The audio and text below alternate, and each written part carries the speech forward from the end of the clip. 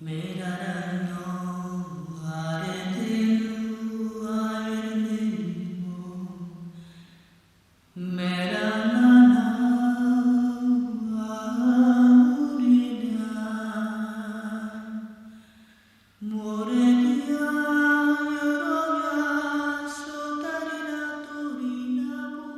Hari ini saya mau mengkabarkan tentang satu perkara, yaitu dari Colossians, surat Paulus ke Colossians bab 1 ayat 24. Okey. Tertulis ini, sekarang aku bersukacita kerana boleh mengalami penderitaan untuk kepentingan kamu. Dengan penderitaan jasmani, aku melengkapi apa yang masih harus diderita oleh Kristus bagi pihak jemaah, iaitu tubuhnya. Okay, in bahasa Inggeris ya. I rejoice in my suffering for your sake, and in my flesh I complete what is lacking in Christ's affliction for the sake of his body, the church. Kita tahu Yesus apabila dia mati untuk kita, kita tahu kematiannya adalah secara kepenuhan. Tetapi ayat ini mengatakan lagi kematiannya tak cukuplah untuk gereja. Kita perlu fahamlah apa ayat ini mengatakan. Penderitaan Yesus dan kematiannya ada dua aspek, ya. Yang pertama itu Yesus menderita dan mati untuk menyelamatkan kita. Ini ada redemption. Okey, redemption itu adalah untuk beli kita semua dengan darahnya. Hanya dia saja yang boleh buat semacam itu. Redemption untuk menyelamatkan jiwa kita, nyawa kita, hanya Yesus saja yang boleh buat. Tetapi penderitaan aspek dua ialah Yesus menderita untuk produce. Produce itu apa? Membuat dan membina tubuh Kristus. Ya, boleh faham Yang kedua itu penderitaan diperlu untuk melipat gandakan gereja, untuk membina gereja. Dengan itu kita boleh faham dari ayat-ayat di Bible. 1 Petrus bab 3 ayat 18 mengatakan, hal itu demikian kerana Kristus sendiri mati sekali saja dan untuk selama-lamanya, supaya dosa kita diampunkan. Dia tidak bersalah tetapi mati untuk orang yang bersalah, supaya dia boleh memimpin kamu kepada Allah. Artinya, hanya Yesus saja yang boleh buat demikian. Yesus saja boleh membawa kita dekat ke Allah. Itu kematiannya, penderitaannya digunakan untuk itu, ya. Lagi ayat Ibrani bab 9 ayat 26. Tetapi Kristus tidak masuk untuk mempersembahkan dirinya berulang kali. Kerana jika demikian, dia harus menderita berulang kali sejak dunia ini dijadikan. Sebaliknya, sekarang pada zaman akhir ini, dia menunjukkan diri satu kali saja untuk selama-lamanya bagi menghapuskan dosa dengan mengkorbankan dirinya sendiri.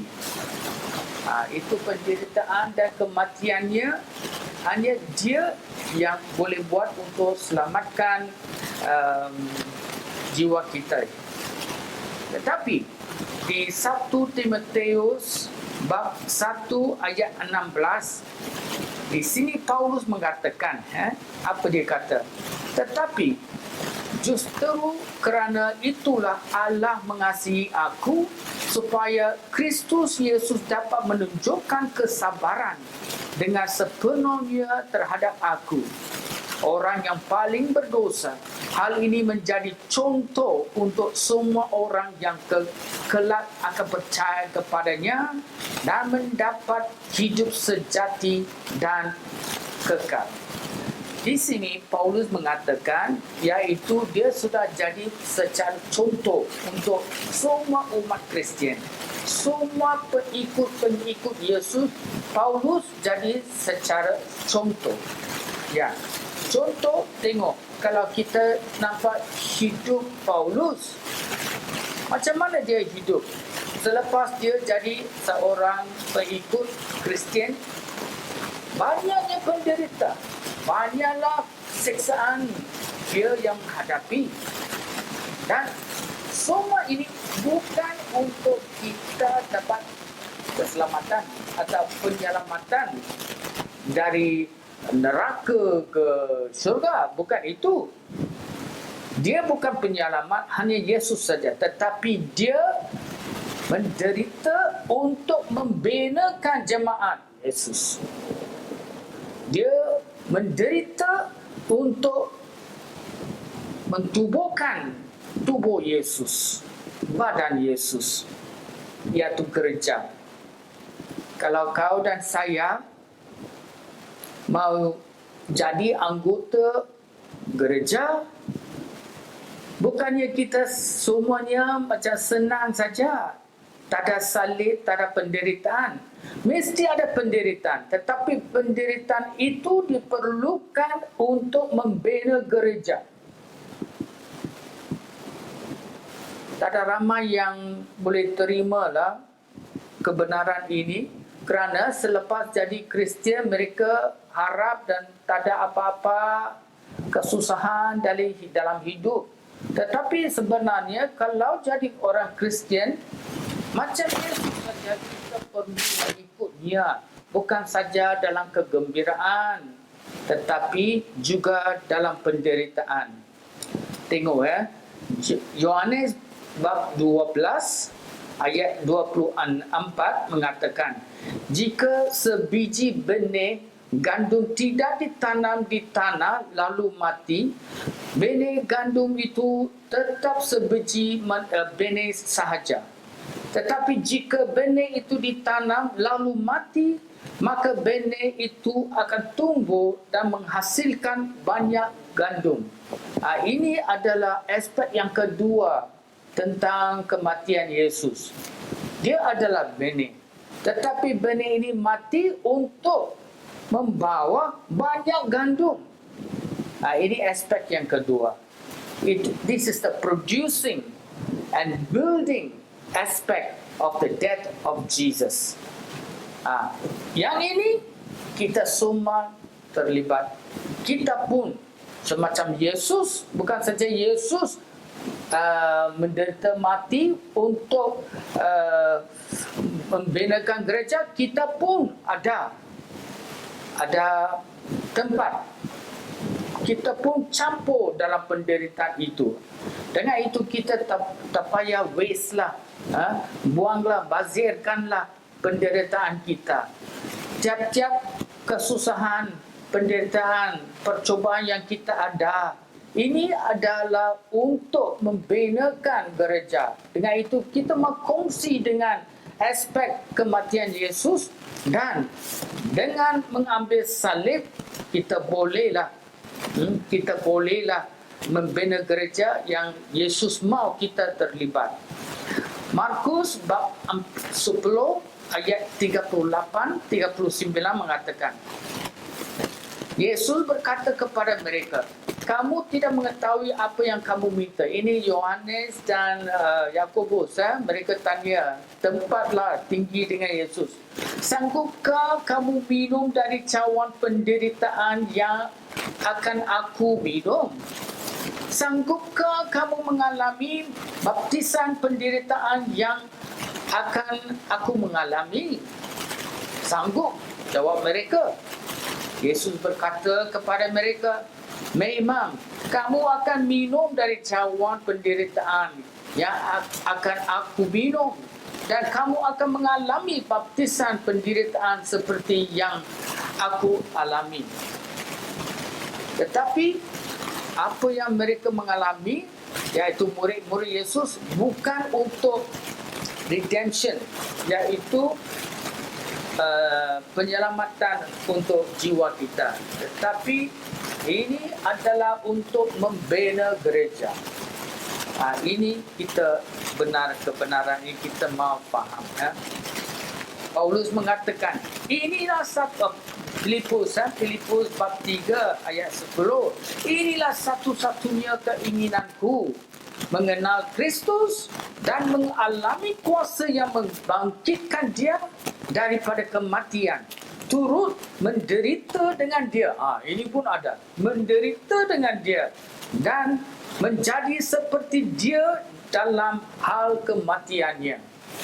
Tiap-tiap anak murid Yesus mestilah faham, iaitu kita ada share in the suffering of Jesus.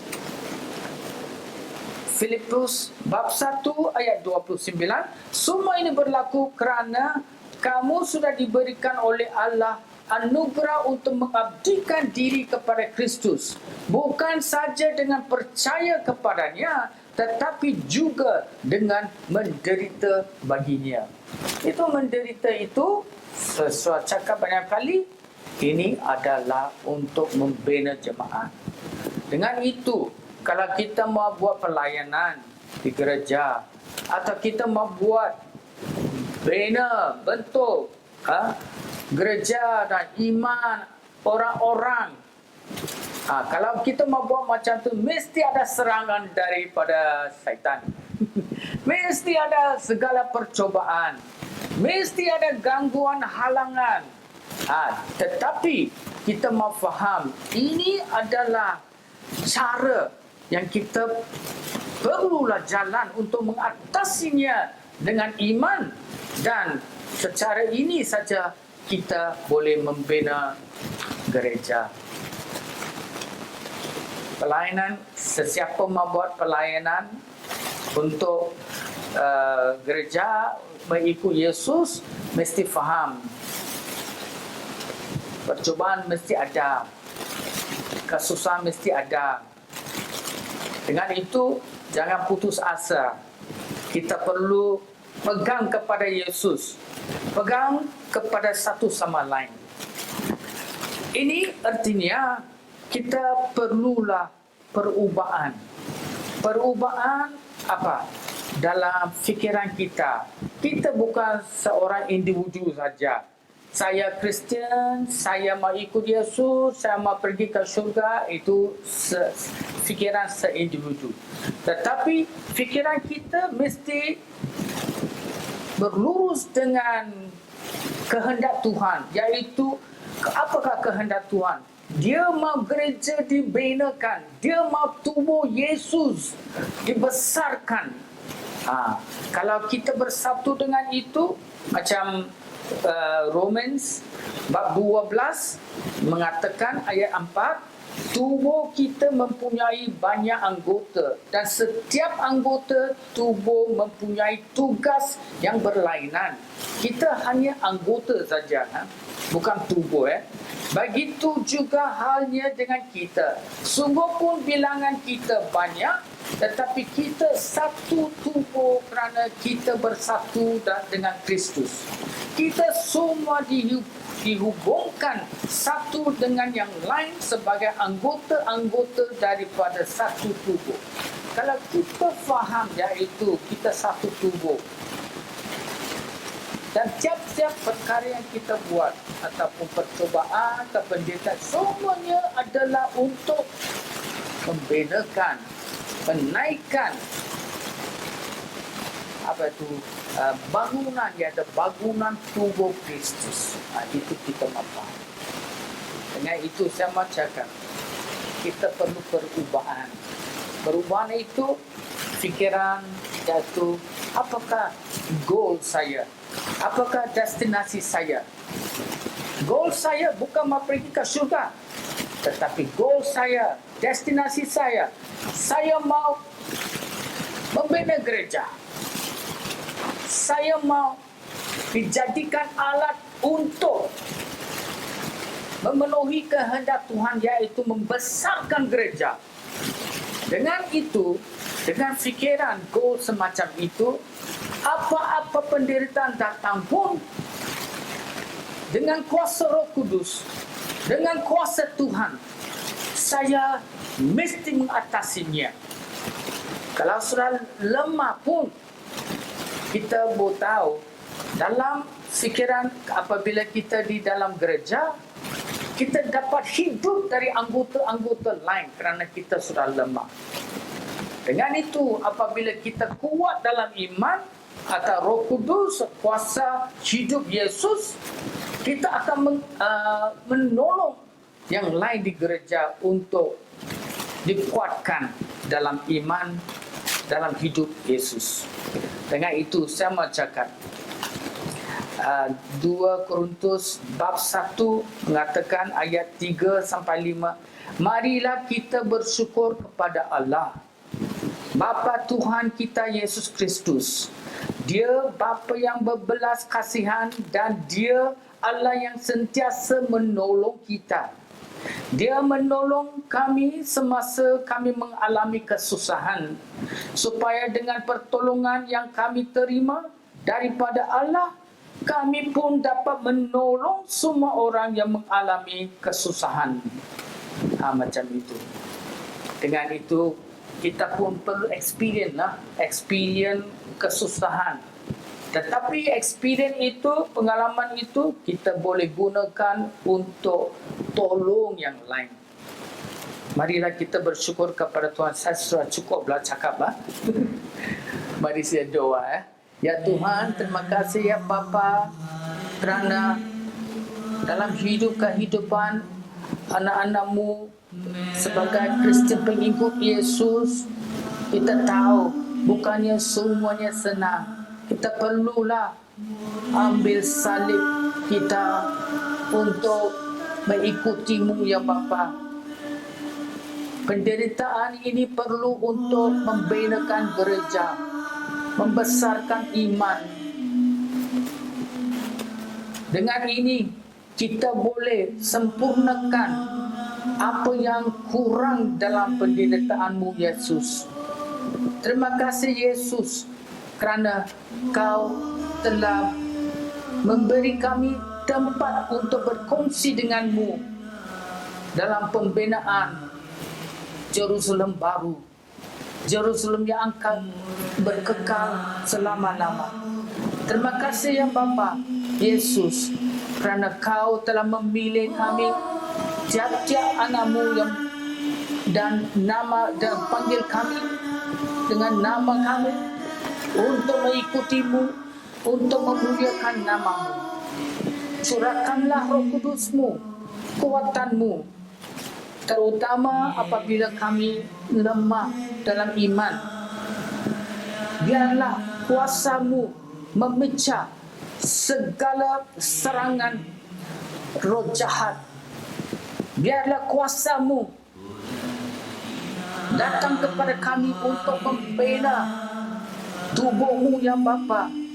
Dan walaupun ada serangan, kita boleh mengatasi semuanya kerana Kau telah mengatakan ya Bapa Yesus, yaitu Kau akan membina jemaat-Mu dan kuasa neraka tak boleh mengatasinya.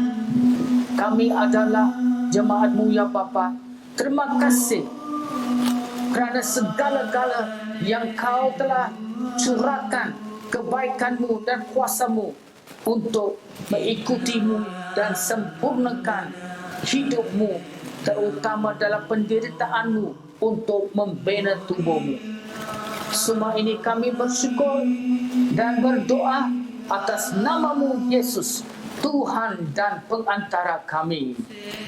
Amin. Amin. Amin.